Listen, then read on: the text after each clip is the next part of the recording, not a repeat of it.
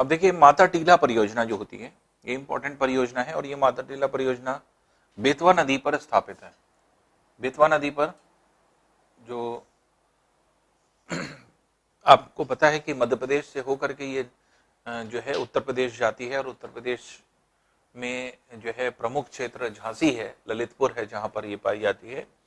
तो माता टीला परियोजना ये झांसी के दक्षिण में जो ललितपुर है वहां पर स्थापित ये परियोजना है और ये परियोजना जल विद्युत परियोजना है जो कि बहुत ही इंपॉर्टेंट होती है और इस पूरे रीजन में झांसी के पूरे रीजन में जो आपके जल उत्पादन जो विद्युत उत्पादन होता है वो इसी क्षेत्र से होता है। तो जल विद्युत परियोजना के नाम से जानी जाती है। तो माता टीला परियोजना है जो बेतवा नदी पर स्थित है। इसके अलावा चंबल परियोजना को अगर हम लोग देखें तो चंबल परियोजना चंबल नदी पर स्थित है और इस परियोजना में अगर देखा जाए तो 3 बड़े बांध और 1 अवरोधक है। तो यहाँ पे आपके अगर देखेंगे तो जो बांध है तो मध्य प्रदेश में 2 बांध इसमें बने हुए हैं। 2 बांध जो है मध्य प्रदेश में है। एक बांध का नाम है महात्मा गांधी बांध के नाम से जाना जाता है और एक राणा प्रताप सागर बांध। तो राणा प्रताप सागर बांध और महात्मा गांधी बांध के नाम से जाना जाता है। यहीं पर एक अवरोधक है और अवरोधक के पास ही यहाँ पे एक और बांध है, तीसरा बांध जो यहाँ पर पाया जाता है और इसको कहा जाता है जवाहर सागर बांध।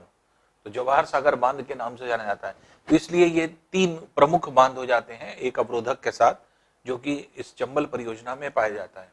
तो चंबल परियोजना एक बहुत ही प्रमुख परियोजना है जो कि मध्य प्रदेश और राजस्थान के सम्मिलित सहयोग से स्थापित है और इसके 2 बड़े बांध जो हैं वो मध्य प्रदेश में हैं जो कि राणा प्रताप सागर बांध और महात्मा गांधी जो है बांध है। और यहाँ पर जो है आपके जो राजस्थान है, राजस्थान के क्षेत्र में यहाँ पर जवाहर सागर बांध जो है आपके स्थापित है। उसके अलावा टेहरी बांध परियोजना जो है ये गंगा नदी जो आपके आती है। तो जब गंगा नदी जो है आपके ऊपरी भागों से निकल करके आती है भागीरथी नाम से, तो ये उत्तरांचल के क्षेत्र से हो करके जो क्षेत्र है ऋषिकेश हरिद्वार होती हुई जो है आपके उत्तर प्रदेश में एंटर करती है। तो ये नदी टेहरी गढ़वाल जो क्षेत्र है, टेहरी गढ़वाल में यहाँ पर एक जो है बांध बनाया गया है जिसको टेहरी गढ़वाल परियोजना के नाम से जाना जाता है और ये कुछ समय पहले विवादित भी हो गया था। तो टेहरी बांध परियोजना जो है ये उत्तरांचल के क्षेत्र में स्थित है, गंगा नदी पर स्थापित है, टेहरी गढ़वाल क्षेत्र में है और ये विवादित इस तरह से हो गया था क्योंकि सरकार इसकी बांध की ऊंचाई को बढ़ा रही थी जिससे क्षमता बढ़ती, उत्पादन क्षमता बढ़ती, इसलिए जो है आपके लेकिन इसके बांध की ऊंचाई बढ़ाने से एक नुकसान ये हो रहा था कि बहुत ज्यादा मात्रा में, क्योंकि पानी अगर रुकेगा तो जिस तरफ रुक रहा था पानी उस तरफ से पानी जो है आपके नीचे घाटियों वाले भाग में भर रहा था। तो घाटियों वाले क्षेत्र में जो लोग रह रहे थे उनके घर जो है आपके अक्सर जो है डूब जाया करते थे और बहुत ज्यादा जो है आपके जल भराव हो जाता था। इसीलिए उन लोगों ने विरोध करना शुरू किया इस बात का कि इसकी बांध की ऊंचाई को बढ़ाया ना जाए। तो इसलिए काफी समय तक जो है आपकी विवादित परियोजना थी और बहुत पूछी जाती थी कि टेहरी परियोजना कहाँ है। तो टेहरी बांध परियोजना जो है टेहरी गढ़वाल क्षेत्र में है जो कि गंगा नदी पर स्थापित है उत्तरांचल राज्य में। इसी तरह रामगंगा परियोजना है। रामगंगा परियोजना रामगंगा नदी पर स्थापित है। रामगंगा नदी है ये जो गंगा की सहायक है। तो ये रामगंगा नदी पर स्थित रामगंगा परियोजना है जो कि उत्तरांचल के क्षेत्र में स्थित होती है। ये भी जल विद्युत परियोजना के नाम से जानी जाती है। फिर है ये टनकपुर परियोजना, बहुत इंपॉर्टेंट टनकपुर परियोजना इसलिए क्योंकि ये जो आपने पढ़ा था कि नेपाल और भारत के सीमा पर एक नदी बहती है काली नदी। तो काली नदी पर जो है आपकी ये परियोजना स्थापित है और ये परियोजना नेपाल और उत्तरांचल राज्य या फिर आप भारत के सहयोग से कह सकते हैं कि नेपाल और भारत के सहयोग से स्थापित होने वाली ये बहुउद्देशीय परियोजना है जो कि यहाँ पर पाई जाती है और खास तौर से मुख्य उद्देश्य इसका जल विद्युत उत्पादन है। तो जल विद्युत उत्पादन के उद्देश्य से जो है आपकी ये बनाई गई है। तो टनकपुर परियोजना जो है आपके सम्मिलित सहयोग से, भारत और नेपाल के सम्मिलित सहयोग से स्थापित परियोजना है, इसलिए इंपॉर्टेंट हो जाती है, इसलिए पूछी जाती है। तो काली नदी पर जो है आपके स्थित है टनकपुर परियोजना।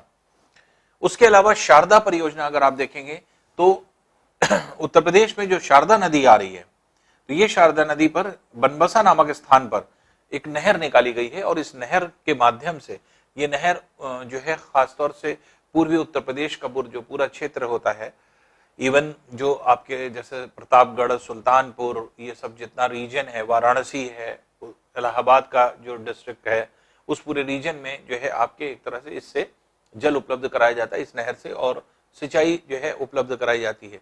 तो इसलिए शारदा परियोजना के नाम से इसको जाना जाता है।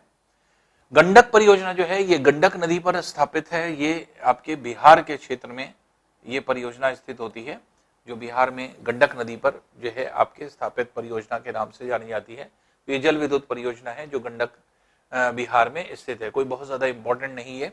शिवरो परियोजना भी बहुत इंपॉर्टेंट नहीं, यहीं पर आपके पाई जाती है, इसी बिहार के क्षेत्र में। कोसी परियोजना बहुत इंपॉर्टेंट है। कोसी के लिए हमने आपको बताया था, क्यों? देखिए, हर परियोजना नहीं पूछी जाती, कोई ना कोई परियोजना पूछने का कोई ना कोई मकसद होता है। या तो करंट में कुछ ना कुछ हुआ हो, करंट बेस्ड परियोजनाएं आती हैं, और या फिर उनके पीछे कुछ ना कुछ बहुत बड़ा कारण हो। कोसी के पीछे क्या कारण है? कोसी के पीछे यह कारण है कि जैसे आपने पढ़ा था कि कोसी को बिहार का शोक कहा जाता था, और यहाँ पर ढेर सारे जो है आपके चैनल्स बनाए गए हैं, जिससे कि पानी को धीरे धीरे करके छोड़ा जाता है, रोका जाता है, जिससे कि बिहार में बाढ़ ना आए। और ये बिहार और नेपाल के सम्मिलित सहयोग से बनी हुई परियोजना है। तो एक तो बाढ़ से बचाना बिहार को, और दूसरा प्रमुख उद्देश्य जल विद्युत उत्पादन है, जिसका कुछ हिस्सा आपके नेपाल को भी दिया जाता है जल विद्युत उत्पादन में। तो इसलिए जो है आपकी ये इंपॉर्टेंट हो जाती है, क्योंकि नेपाल और बिहार के सम्मिलित सहयोग से अगर कहा जाए कौन सी परियोजना है, तो वो आपकी कोसी परियोजना होती है, जो कि यहाँ पर स्थित होती है, और नेपाल के क्षेत्र में इससे बिजली दी जाती है। तीस्ता परियोजना भी बहुत इंपॉर्टेंट है। उसकी वजह यह है, ये भी जो है नेपाल के सम्मिलित सहयोग से तीस्ता नदी जो निकल करके आती है, तो ये सिक्किम राज्य में, जो सिक्किम राज्य है, सिक्किम राज्य में सिक्किम और जो आपके नेपाल है, इन दोनों के सम्मिलित सहयोग से स्थापित होने वाली जल विद्युत परियोजना है। और इससे उत्पादित होने वाली विद्युत भी का जल का कुछ विद्युत का कुछ भाग जो है आपके एक तरह से दिया जाता है नेपाल में। तो इसलिए जल विद्युत परियोजना ये भी दोनों जो है आपके क्षेत्र के, आप ये कह सकते हैं दोनों देशों के सम्मिलित सहयोग से, या आप ये कह सकते हैं नेपाल के साथ सिक्किम के सम्मिलित सहयोग से जो है स्थापित ये परियोजना है। और ये जो है आपके एक तरह से इसी वजह से इंपॉर्टेंट हो जाती है। चुक्का परियोजना, ये वनडे एग्जामिनेशन में पूछी गई कई बार परियोजना है। चुक्का जो है आपके भूटान में नदी बहती है, चुक्का नदी। तो ये उत्तर प्रदेश ये जो है आपके भारत के और भूटान के सम्मिलित सहयोग से स्थापित होने वाली ये परियोजना है, जिससे पूरे भूटान को बिजली मिलती है। तो पूरे भूटान को जो बिजली मिलती है वो चुक्का परियोजना से मिलती है। और चुक्का परियोजना में जो मैक्सिमम जो आपके एक तरह से चुक्का नदी पर ये स्थापित है, भूटान में बहने वाली, लेकिन जो आपके इसमें जो आप ये कह सकते हैं कि जो इसमें लागत लगी है, इसमें मैक्सिमम लागत जो है आपके भारत ने लगाया है। तो भारत का इन्वेस्टमेंट ज्यादा है इसमें। तो एक तरह से भारत ही एक तरह से भूटान में आप ये कह सकते हैं कि इसी परियोजना से जो है आपके जल विद्युत उत्पादन कराता है। तो इससे जो है आपके मेनली जो है आपके भूटान के क्षेत्र में आपके चुक्का परियोजना से जल विद्युत उत्पादन किया जाता है। फिर मानस परियोजना है। मानस परियोजना क्या?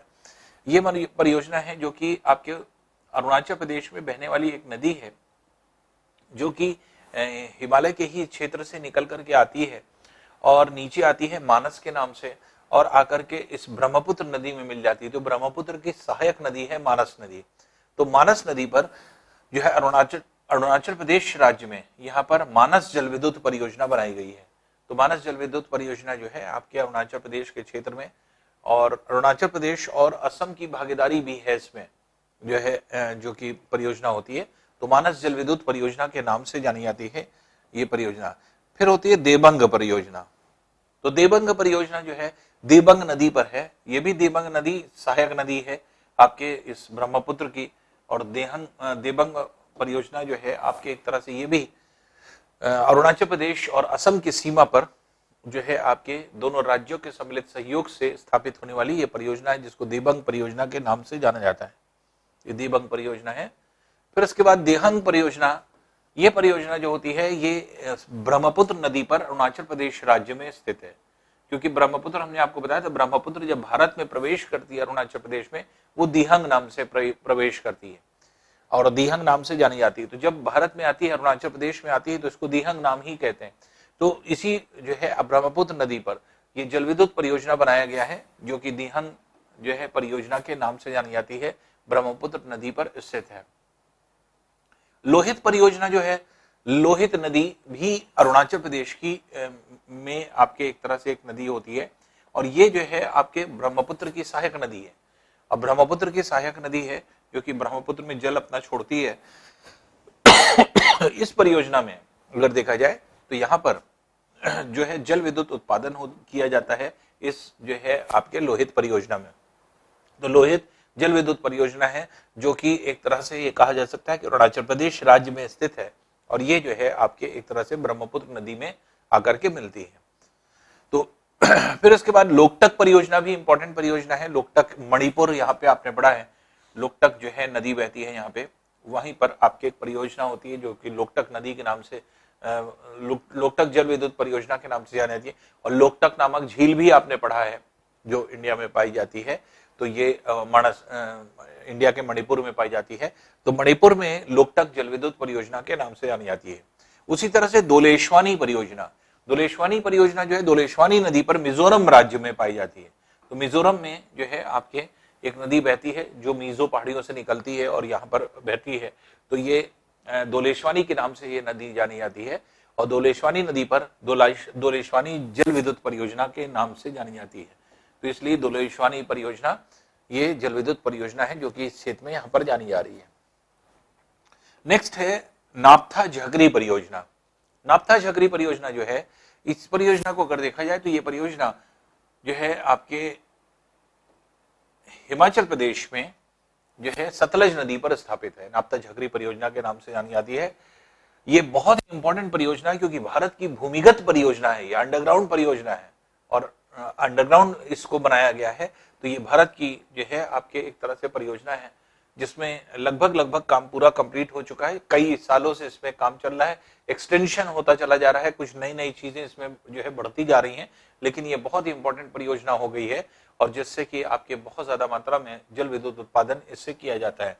तो ये नाप्था झगरी परियोजना के नाम से जानी जाती है। भाखड़ा नागल बांध परियोजना अगर कहा जाए तो ये भारत की सबसे बड़ी परियोजना मानी जाती है। तो भारत की सबसे बड़ी परियोजना जो कि आपके एक तरह से पंजाब, हरियाणा, राजस्थान 3 राज्यों के सम्मिलित सहयोग से स्थापित है। तो ये सतलज नदी पर जो है आपके एक तरह से स्थापित ये परियोजना है जो आपके पंजाब, हरियाणा और जो है राजस्थान के सम्मिलित सहयोग से स्थापित होने वाली परियोजना है। इसमें जो है आपके भाखड़ा नागल बांध, ये 2 बड़े प्रमुख बांध हैं। तो एक जो है आपके एक तरह से भाखड़ा बांध है जो कि यहाँ पे पाया जाता है। तो भाखड़ा नाम के 2 बांध हैं, एक दायां भाखड़ा, एक बायां भाखड़ा, 2 जो है आपके बांध यहाँ पे पाए जाते हैं। और यहाँ से 29 किलोमीटर दूर नागल बांध है। तो भाखड़ा बांध जो है आप ये कह सकते हैं कि भारत का जो है सबसे बड़ा बांध है। तो आपने पढ़ा था सबसे लंबा बांध, तो लंबा बांध आप पढ़ चुके हैं जो कि महानदी पर उड़ीसा राज्य में था। तो वो लंबाई के दृष्टिकोण से हम लोग ने पढ़ा था कि ये जो है आपके एक तरह से बांध था और महानदी पे, लेकिन सबसे बड़ा बांध अगर कहा जाएगा तो वो आपके एक तरह से भाखड़ा नागल बांध हो जाता है, जिसमें भाखड़ा के जो है आपके दाहिनी ओर एक बांध बना है और बाईं ओर एक बांध बना है, इसलिए दायां भाखड़ा और बायां भाखड़ा और एक नागल 3 प्रमुख बड़े बांध हैं जो कि आपके यहाँ पर बनाए गए हैं। इसके अलावा इसी जो है आपके परियोजना के अंतर्गत ढेर सारी नहरें जो है आपके पंजाब, हरियाणा के क्षेत्र में निकाली गई, जिसमें हरियाणा नहर, अंबाला नहर, सियालकोट नहर, पठानकोट नहर, तो ये सब जितनी भी आपकी नहरें हैं ये सब जो है आपके इसी परियोजना से निकाली गई हैं। तो इसीलिए पंजाब, हरियाणा में जो है आपके सिंचाई सुविधा बहुत उम्दा उपलब्ध है। तो इसी वजह से भाखड़ा नागल बांध परियोजना की वजह से, तो भाखड़ा नागल बांध परियोजना अगर कहा जाए तो ये ऐसी परियोजना है जो कि उत्तर भारत के क्षेत्र में एक बहुत ही इंपॉर्टेंट परियोजना के नाम से जानी जाती है। और ये परियोजना जो है आपके एक तरह से इस पूरे रीजन में जो है आपके बहुत इंपॉर्टेंस रखती है। वजह यह है कि उत्तर भारत में जल विद्युत का उत्पादन भी इससे बहुत ज्यादा मात्रा में होता है, और पूरे पंजाब, हरियाणा और राजस्थान के क्षेत्र में जो है आपके एक तरह से सिंचाई सुविधा उपलब्ध होती है। तो अंबाला नहर, पठानकोट नहर, सियालकोट नहर, फिर आपके घग्गर नहर, तो ये सब जितनी भी आपके नहरें हैं ये सब जो है इसी परियोजना के अंतर्गत निकाली गई हैं। उसके अलावा एक है इंदिरा गांधी नहर। इंदिरा गांधी नहर भी एक जो है आपके यहीं पर निकाली गई है हरिकेपत्तनम नामक स्थान से, जहां पर सतलज और व्यास दोनों नदियां मिलती हैं। इनके मिलने वाले स्थान से जो है आपके हरिकेपत्तनम एक बैरेज बनाया गया है, और हरिकेपत्तनम नामक बैरेज को जो बनाया गया है वहां से राजस्थान की ओर एक नहर निकाली गई है। और ये नहर अगर देखा जाए तो इंदिरा गांधी नहर या इसी को राजस्थान नहर कहा जाता है, और ये नहर अपनी शाखाओं सहित एशिया की सबसे बड़ी नहर है। तो जिसकी वजह से पूरे राजस्थान के क्षेत्र में अगर देखा जाए तो बहुत ज्यादा मात्रा में गेहूं का उत्पादन इसी वजह से हो पाता है, क्योंकि राजस्थान के क्षेत्र में जल का जो है अभाव है। लेकिन यहां पर इस पूरे क्षेत्र में अगर हम लोग देखें तो इंदिरा गांधी नहर की वजह से, क्योंकि इसकी ढेर सारी शाखाएं हो गई हैं, और इन शाखाओं सहित अगर देखा जाए तो ये आपके एशिया की सबसे बड़ी नहर के नाम से जानी जाती है, इंदिरा गांधी नहर के नाम से जानी जाती है। तो ये जो है बहुत इंपॉर्टेंट नहर हो जाती है जो कि इस क्षेत्र में यहाँ पर स्थित होती है। फिर होता है पोंग बांध परियोजना। तो पोंग बांध परियोजना जो है ये आपके हिमाचल प्रदेश के क्षेत्र में आपके स्थित है, जो कि रावी नदी पर स्थित जो है आपकी परियोजना होती है। तो पोंग बांध और थीन बांध ये दो परियोजनाएं हैं। तो थीन बांध परियोजना भी यहीं पर पाई जाती है। तो पोंग बांध और थीन बांध परियोजना जो है आपके जो है हिमाचल प्रदेश के क्षेत्र में पाई जाने वाली परियोजना होती है, जो कि स्थित होती है। और ये जो है आपके एक तरह से पंजाब रीजन में पोंग बांध जो है आपके एक तरह से पाई जाती है। पार्वती परियोजना जो आपकी होती है ये हिमाचल प्रदेश में स्थित है। हिमाचल प्रदेश के क्षेत्र में पाई जाने वाली जो परियोजना है पार्वती परियोजना, पार्वती नदी जो है आपके एक तरह से एक सहायक नदी, छोटी नदी है, जिस पर जो है आपकी जल विद्युत परियोजना पार्वती बनाया गया है। और यहीं पर चमेरा परियोजना भी है। तो चमेरा नामक छोटी नदी है, हिमाचल प्रदेश में बहती है। तो चमेरा भी और पार्वती भी ये दोनों छोटी नदियां हैं जो आपके हिमाचल प्रदेश के क्षेत्र में बहती हैं। तो पार्वती नदी पर पार्वती परियोजना हिमाचल प्रदेश में, और चमेरा नदी पर चमेरा परियोजना होती है, जो कि इस क्षेत्र में यहाँ पर पाई जाती है। तो व्यास की जो है आपके सहायक आप ये कह सकते हैं नदी होती है। फिर सलाल परियोजना जो होती है ये आपके होती है चेनाब नदी पर। तो चेनाब नदी पर जो है आपकी परियोजना बनाई गई है, सलाल परियोजना। और दुल्हस्ती परियोजना भी, दुल्हस्ती भी फ्रांस के सहयोग से स्थापित ये परियोजना है भारत में, जो कि बहुत इंपॉर्टेंट होती है। तो ये चेनाब नदी पर स्थापित परियोजनाएं हैं। तो सलाल परियोजना भी, दुल्हस्ती परियोजना भी, ये दोनों परियोजनाएं जो हैं आपके एक तरह से स्थित हैं इसी चेनाब नदी पर। तो चेनाब नदी पर इंपॉर्टेंट परियोजनाएं हैं जो कि आपकी जानी जाती हैं। उसके अलावा उरी परियोजना जो आपकी होती है ये एक तरह से झेलम नदी पर स्थित जो है परियोजना है, जो कि आपके उरी परियोजना के नाम से जानी जाती है। तो ये जो है आपके उरी परियोजना है जो कि यहाँ पर जानी जाती है। सिंधु जल संधि, सिंधु जल संधि क्या है? एक्चुअल में होता क्या था कि ये जितनी भी है सिंधु और उसकी 5 सहायक नदियां, व्यास, सतलज, व्यास, रावी, चेनाब, झेलम, ये 5 इसकी सहायक नदियां हैं, और प्लस सिंधु नदी। तो सिंधु नदी, तो ये सिंधु नदी और इस पे जो आपके जो 5 इसकी सहायक नदियां हैं ये दोनों भारत और पाकिस्तान दोनों रीजन में बहती हैं।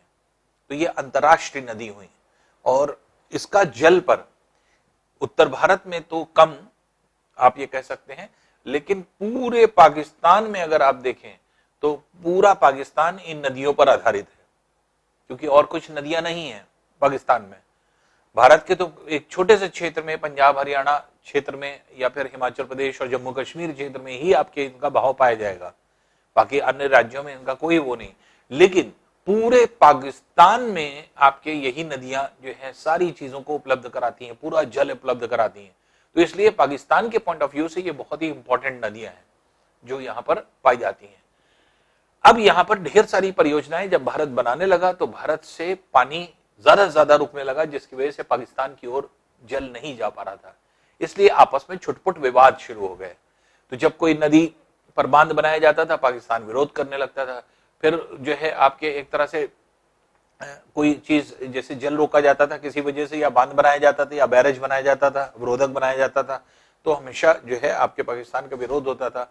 तो हुआ क्या कि 1960 में आकर के जो है आपके एक समझौता हुआ। इंडिया पाकिस्तान के बीच में एक समझौता किया गया और इस समझौते पर जो है आपके एक तरह से एक ये समझौता हुआ कि इसमें एक ऐसा काम करना चाहिए जिससे कि दोनों देशों को कोई प्रॉब्लम ना हो। तो एक समझौता किया गया आपस में, और यह समझौता क्या था कि सिंधु और जो है आपके 5 इसकी सहायक नदियां हैं। तो इन नदियों में अगर देखें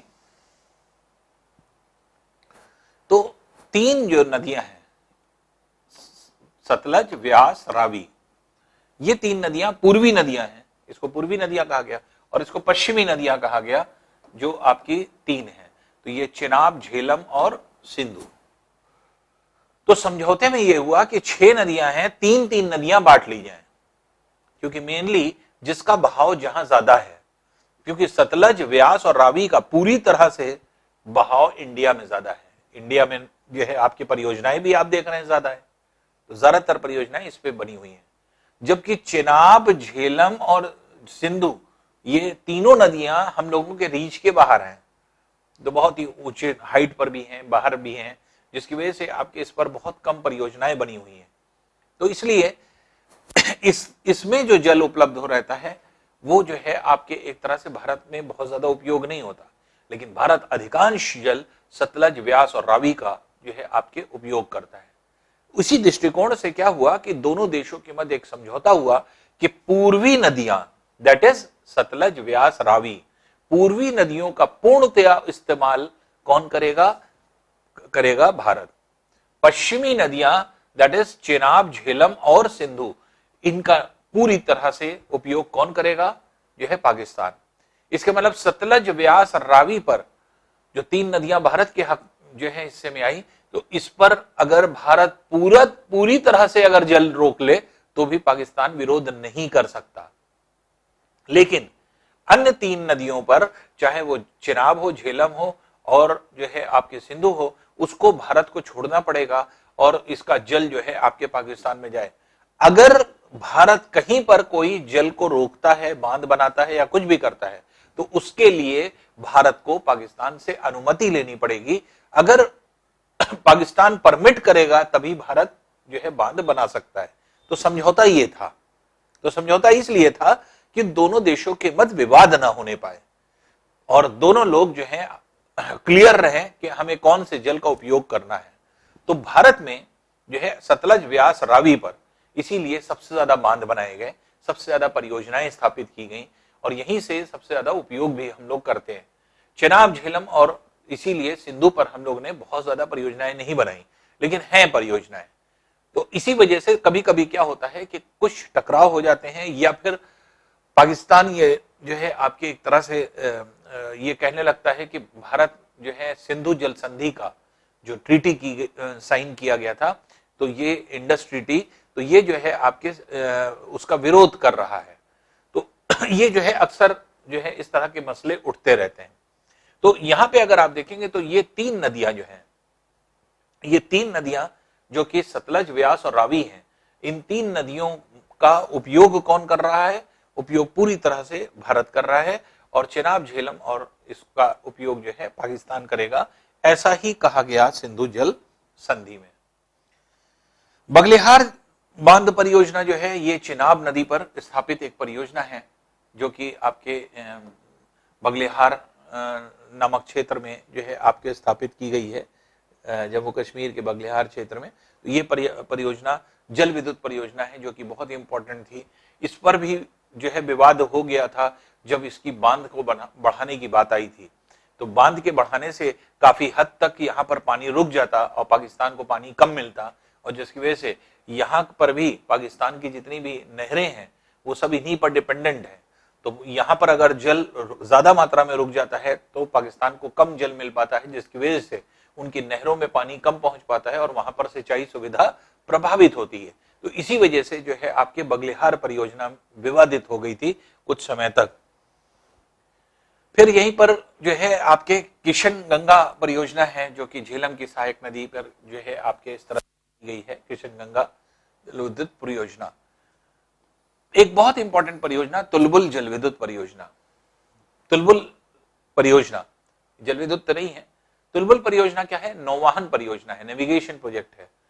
तो तुलबुल नामक परियोजना के अंतर्गत जो है आपके ये बनाया गया कि जो आपके नौवाहन है, एक्चुअल में जम्मू कश्मीर में बहने वाली जो नदियां हैं, ये नदी क्या है? काफी ऊंची नीची है, गहरी है, गहरी गहरी घाटी है, तो पत्थर खूब ढेर सारे हैं, तो पानी का जो है फ्लो है वो ऊंचा नीचा है, बहुत ज्यादा स्ट्रीम लाइन नहीं है, जिसकी वजह से उसमें नदियां ऐसी जिसमें जो है आपके एक तरह से नाव नहीं चल सकती, नेविगेशन नहीं हो सकता।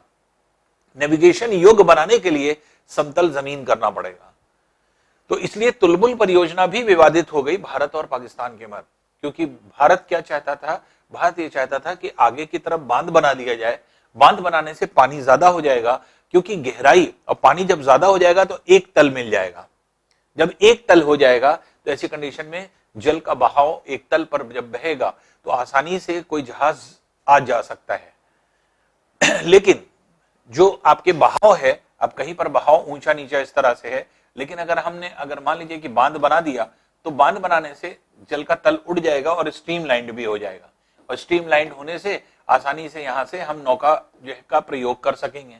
लेकिन ऐसा करने पर बहुत ज्यादा मात्रा में जल यहां पर रुक रहा था, जिसकी वजह से क्या हुआ? पाकिस्तान ने इसका विरोध कर दिया, तुलबुल नौवहन परियोजना का, और जिसकी वजह से आपकी ये परियोजना को जो है इस पर काम रोकना पड़ा। तो ये जो है तुलबुल के नाम से जानी जाती है, जो कि जो है इंपॉर्टेंट परियोजना हो जाती है। तो इसलिए जो है विवाद, क्योंकि हम लोग कुछ विवादित परियोजना भी पढ़ रहे हैं जो कि यहां पर पाई जाती है। तो अब केन बेतवा परियोजना, इसमें भी विवाद है। क्या विवाद है? केन बेतवा परियोजना को अगर हम लोग देखें तो ये परियोजना जो है आपके मध्य प्रदेश के क्षेत्र में जो है बेतवा और केन नदी में आपके ये परियोजना बनाई गई है। और ये परियोजना जो है इस तरह से बनाई गई है कि केन नदी जो आपके बहती है, इस केन नदी को जो मध्य प्रदेश के क्षेत्र में है, तो इसमें अगर देखें तो ये जल बहुत ज्यादा नहीं है, कम मात्रा में जल है, तो इसके आसपास के रीजन में आपके एक तरह सिंचाई नहीं हो पाती है। तो बेतवा से एक नहर निकाल करके इसमें जल में छोड़ना है, तो इसका जल, बेतवा के जल को केन नदी में छोड़ना है, और जिसकी वजह से आपके केन को जल जो है उपलब्ध हो पाएगा। तो ये जो है आपके केन बेतवा परियोजना है। लेकिन यहां पर भी कुछ विवाद जो है आपके स्थानीय विवाद हो गए थे बांध को बनाने में, जिसकी वजह से आपके कुछ लोगों को जो है एक तरह से जो है ये परियोजना प्रभावित करने लगी थी।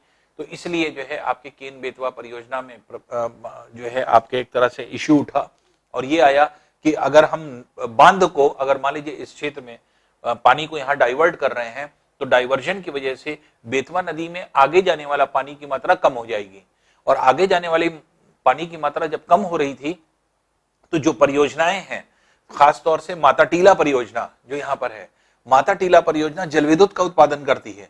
तो जल विद्युत परियोजना का उत्पादन करने की वजह से जो है आपके एक तरह से क्या हो रहा था कि जो जल विद्युत उत्पादन है इस पर प्रभाव पड़ता, यहाँ पे जल के स्तर में जो है आपके चेंज आता। जल के स्तर में इसलिए चेंज आता क्योंकि बेतवा नदी के बहुत हद तक पानी को जो है केन नदी में छोड़ना था, और केन नदी में जब छोड़ेंगे तो ऐसे कंडीशन में क्या होगा, केन अन्य क्षेत्र में या केन नदी के आसपास के रीजन में तो पानी हो जाएगा, लेकिन जो बेतवा नदी है उसमें पानी आगे की तरफ कम हो जाएगा, क्योंकि अगर हम ऊपरी भागों में ही पहले ही जो है आपके जल के स्तर को रोक लेंगे तो ऐसी कंडीशन में जो है आगे जाने वाला पानी की मात्रा कम हो जाएगी। और हो सकता है कि माता टीला परियोजना जो आपने पढ़ी थी, जो कि आपके ललितपुर क्षेत्र में है, झांसी के दक्षिण में, तो वो परियोजना जो है आपके प्रभावित हो जाती। तो इसके प्रभाव को समाप्त करने के लिए ऐसा किया गया इस जगह पर। तो अगर देखें तो यहाँ पर ये परियोजनाएं जो है आपके केन बेतवा परियोजना एक इंपॉर्टेंट परियोजना हो जाती है, जिसके अंतर्गत सरकार ये चाहती थी, या आप ये कह सकते हैं मध्य प्रदेश का ये उद्देश्य था, मध्य प्रदेश सरकार ये चाहती थी कि बेतवा नदी के जल को केन नदी में छोड़ा जाए।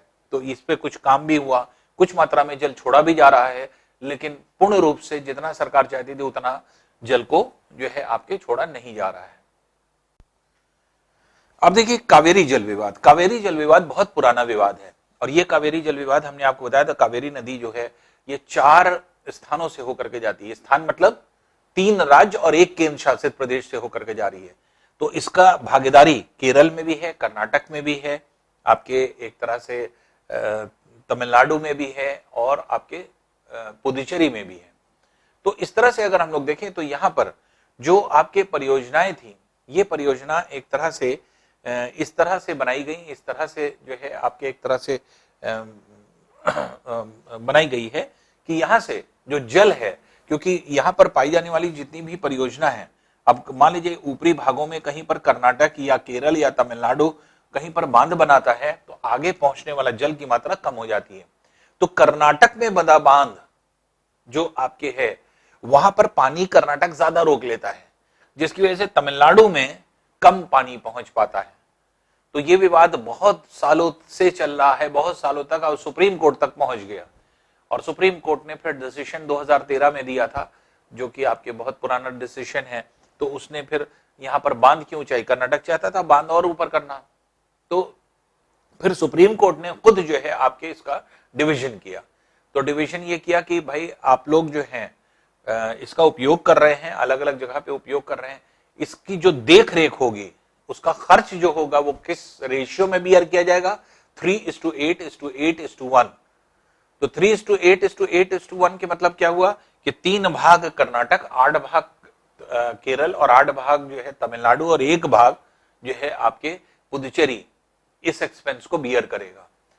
और जो जल की मात्रा होगी, तो जल की मात्रा अगर देखा जाए तो कर्नाटक राज्य जो आपके एक तरह से, क्योंकि उसी में मेन वहीं पर विवाद है, तो कर्नाटक राज्य को निर्देश दे दिया गया कि जो आपने बांध बनाया है वहां पर 270 टीएमसी पानी से ज्यादा आप नहीं रोक सकते। मतलब आपकी लिमिट है 270 टीएमसी पानी जो आप वहां पर रोकेंगे। और तमिलनाडु को 419 जो है आपके टीएमसी पानी पहुंचना चाहिए तमिलनाडु में, क्योंकि तमिलनाडु की बहुत सारी परियोजनाएं उसी पर बेस्ड हैं। तो इसलिए 419 टीएमसी पानी जो है वहां पहुंचे। 30 टीएमसी कम से कम केरला को मिले और 7 टीएमसी पानी जो है आपके एक तरह से मिले जो है इसको पुदुचेरी को।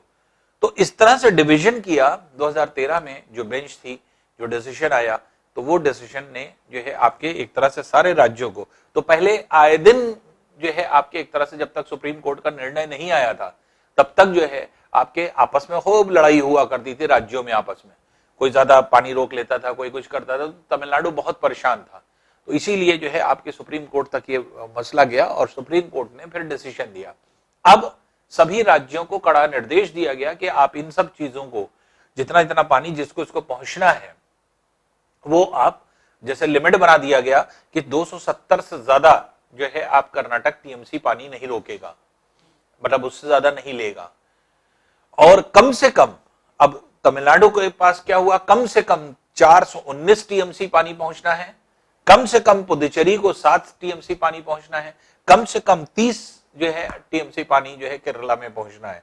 तो ये जो है एक तरह से एक बड़ा जो है डिसीजन था, और इस डिसीजन से जो है आपके एक तरह से कावेरी जल विवाद को काफी फायदा हुआ। और इस तरह से आप ये कह सकते हैं कि कावेरी जल विवाद में जो है आपके एक तरह से सुधार आया, आप ये कह सकते हैं। तो सुधार आने का मतलब ये कि लड़ाई दंगा जो आपस में जल विवाद हो रहा था, ये थमा 2013 के बाद से। उसका रीजन ये था कि सभी को जो है आपके सुप्रीम कोर्ट का निर्णय मानना था। अब क्योंकि सुप्रीम कोर्ट ने सारी चीजों को जज करके, एनालिसिस करके सारी चीजें जो है आपके डिवाइड कर दी, तो डिवाइड कर दी, और जिसकी वजह से आपके इन राज्यों को आपके अलग अलग क्षेत्र से जो है आपके एक तरह से जल भी उपलब्ध होने लगा, और जितना निर्देश दिया गया था उसका जो है सब लोग पालन भी करने लगे। इसलिए ये विवाद कुछ हद तक जो है आपके सॉल्व माना जाता है। उसी तरह से मुल्ला पेरियार बांध विवाद है। मुल्ला पेरियार कहां पे है? केरल राज्य में। केरल राज्य में जो है पेरियार नदी जो है, पेरियार की सहायक आपने पढ़ा था, पंबा है, कक्की है, मुल्ला पेरियार है। तो मुल्ला पेरियार नामक स्थान पर, यहाँ पर जो है आपके एक कंक्रीट बांध बनाया गया है, पत्थरों का एक बांध बनाया गया है, और यहाँ पर जल को काफी मात्रा में रोका जाता है। निचली जगह पर जो है आपके जल नहीं पहुंच पाता। तो मुल्ला पेरियार विवाद जो है आपके एक तरह से इसी तरह का विवाद है, जिसमें क्योंकि मुल्ला पेरियार से पानी पेरियार में आता है, तो पेरियार नदी में आता है, और मुल्ला पेरियार पे अगर ज्यादा रोक लिया जाता है ऊपरी केरला के राज्यों में, केरल के राज्य में अगर हम ऊपर ज्यादा पानी रोक लेते हैं तो पेरियार नदी में कम पानी आ पाता है, और जिसकी वजह से आपके अन्य चीजें प्रभावित होती हैं। तो इसलिए ये काफी सालों से ये भी विवाद चला आ रहा है, मुल्ला पेरियार विवाद। लेकिन अब क्योंकि आपका डिसीजन ये हो गया कि यहां पर भी जो है आपके एक हाइट निर्धारित कर दी गई है कि बांध की ऊंचाई इससे ज्यादा नहीं ली जा सकती और इतनी ही जो है आपके एक तरह से ली जाएगी। तो अक्सर पूछा जाता है कि मुल्ला पेरियार विवाद कहां पर है या किस राज्य में है। तो केरल राज्य में मुल्ला पेरियार नदी पर, पेरियार की सहायक मुल्ला पेरियार नदी पर जो है आपके ये विवाद है। फिर राम समुद्र सेतु या एडम्स ब्रिज, जैसे हमने आपको बताया था इनिशियली, जो आपके एक तरह से तमिलनाडु और श्रीलंका है, यहां पर एक विवाद था। इसमें अगर आप देखें तो मेनली जो तमिलनाडु है,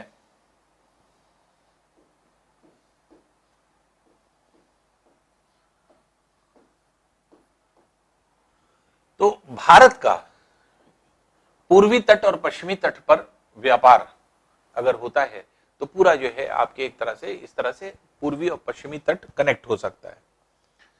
अब होता क्या है कि भारत में अगर मान लीजिए पूर्वी तट से जो है कोई जहाज को जाना है तो ये पूरा अंदर अंदर आ करके ऐसे जा सकता है, लेकिन ऐसे ना जा करके बल्कि श्रीलंका क्रॉस करके एक लंबे रास्ते से ऐसे जाता है। तो सरकार की परियोजना ऐसे क्यों जाता है? क्योंकि अंदर जो यहां पर जो पम्बन द्वीप है, पत्थरों के द्वीप, तो यहां पर सिल्टिंग की प्रॉब्लम है। सिल्टिंग की प्रॉब्लम मतलब जो पानी के साथ रेत आती है, सिल्ट उसको कहते हैं, वो सिल्ट नीचे जमा हो गई है, जिसकी वजह से नदी का बहुत ज्यादा गहराई नहीं है। ये समुद्र की गहराई कम है क्योंकि नीचे पूरे में सिल्ट जमा है। तो होता क्या है कि जब बड़े जहाज आते हैं, बड़े जहाज जब एंटर करते हैं यहां, तो पानी बहुत कम है, अब पूरे में खाली बालू बालू है। तो जब बड़े जहाज आते हैं तो फंस जाते हैं, फिर आगे नहीं बढ़ पाते हैं या निकलना बड़ा मुश्किल होता है, धीरे धीरे निकल पाते हैं क्योंकि काटना पड़ता है उसको। तो सरकार की यह परियोजना थी कि इस पूरे रीजन से सिल्टिंग को हटा देंगे, सिल्ट को हटा देंगे, सफाई कर देंगे। तो जमीन के नीचे जितने भी पत्थर अत्थर हैं उन सबको हटा दिया जाएगा और हटा करके जो है आपके एक तरह से नीचे साफ कर दिया जाएगा, जिससे कि जल का स्तर अंदर तक हो जाए और जहाज आसानी से एक जगह से दूसरी जगह हो जाए। तो भारत सरकार का की ये परियोजना थी राम समुद्र सेतु परियोजना जिसको कहा जाता है, जिसके अंतर्गत सरकार का यह मानना था कि भारत के पूर्वी तट और पश्चिमी तट आपस में जुड़ जाएं इस रास्ते से। लेकिन यहां पर क्या हुआ कि जब ये सफाई की बात आई, यहां पत्थरों को हटाने की बात आई, तो यहां पर जो है आस्थाएं कुछ जुड़ी हैं, जैसे कि आपके कुछ, क्योंकि इंडिया में जो पॉलिटिक्स होती है अगर आप देखें तो वहां पर काफी कुछ रिलीजन बेस्ड पॉलिटिक्स भी होती है। तो इसलिए कुछ ऐसे जो है संगठन थे जो है एक तरह से खड़े हो गए इसके अगेंस्ट में कि यहां पर जो है आपके एक तरह से जो स्ट्रक्चर्स हैं, जो पत्थर पड़े हुए हैं, वो एक तरह से हिंदू धर्म के अनुसार जो है आपके, क्योंकि यहां से आपने पढ़ा था कि भगवान राम की सेना जो है यहां से गई थी रावण से युद्ध करने के लिए, जब सीता जी को रावण यहाँ पे श्रीलंका ले गया था। तो उस टाइम जो है आपके एक तरह से नल नील ने पत्थरों को डाल करके जो है आपके एक जो है आप इसको बनाया था, कुछ इस तरह का मानना है। तो इसको एडम्स ब्रिज के नाम से भी जाना जाता था। क्यों? क्योंकि जो इस्लामिक जो है आपके एक तरह से कॉन्सेप्ट था वो ये था कि जो आदम अलैहिस्सलाम जो पहले जो है आपके एक तरह से व्यक्ति थे जो पृथ्वी पे आने वाले, उनको यहीं पर उतारा गया था श्रीलंका में, और इसी वजह से और ये जो है आपके एक तरह से एक चोटी पर जाते थे और वहीं पर जो है आपके एक तरह से कुछ क्योंकि उनसे गलतियां हो गई थी, गॉड से जो है आपके एक तरह से रो रो करके दुआ करते थे कि उनको माफी मिल जाए, इसलिए उन चोटियों का नाम यहाँ पर एडम्स पीक रख दिया गया। तो आदम की चोटी जिसको कहा जाता है, और ये प्रश्न बहुत पूछा जाता है कि किस देश में है या कहां पर है, तो श्रीलंका में आदम की चोटी है और इन्हीं ब्रिज को क्रॉस करके वो यहां से होकर के तब जो है आपके गए थे, माना जाता है कि सऊदी अरब गए। तो ये जो है आपके एक तरह से मान्यता है या जो जिसको हम लोग कहते हैं कि एक कॉन्सेप्ट है जो चला आ रहा है, जिसकी वजह से ये पूरा रीजन जो है आपके ऐसा माना जाता है क्योंकि एडम ने इसको पार किया, इसलिए इसको एडम्स ब्रिज के नाम से जाना गया। तो आज भी जाना जाता है कि एडम्स ब्रिज कहाँ स्थित है, तो एडम्स ब्रिज तमिलनाडु और श्रीलंका के बीच में पंबन द्वीपों पर जो है आपके पाया जाता है।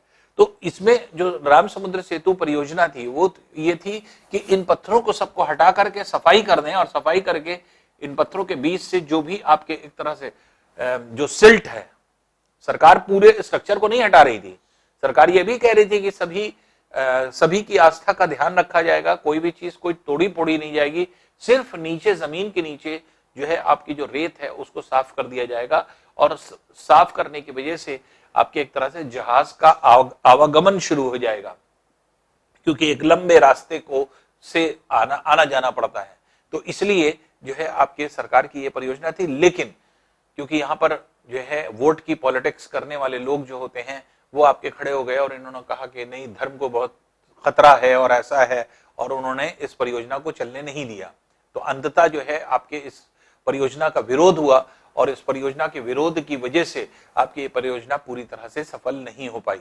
तो राम समुद्र सेतु परियोजना यही इसी तरह की परियोजना है जो कि आपके एक तरह से यहाँ पर पाई जाती है। तो अक्सर पूछ लिया जाता है कि ये कैसी परियोजना है, ये क्या है, या कहाँ पर पाई जाती है। तो राम समुद्र सेतु परियोजना इसी को कहा गया, जिसका उद्देश्य क्या था कि भारत के पूर्वी तट और पश्चिमी तट व्यापार के दृष्टिकोण से एक दूसरे से जुड़ सकें इस मार्ग से, और ये मार्ग खोलने का प्रयास किया गया।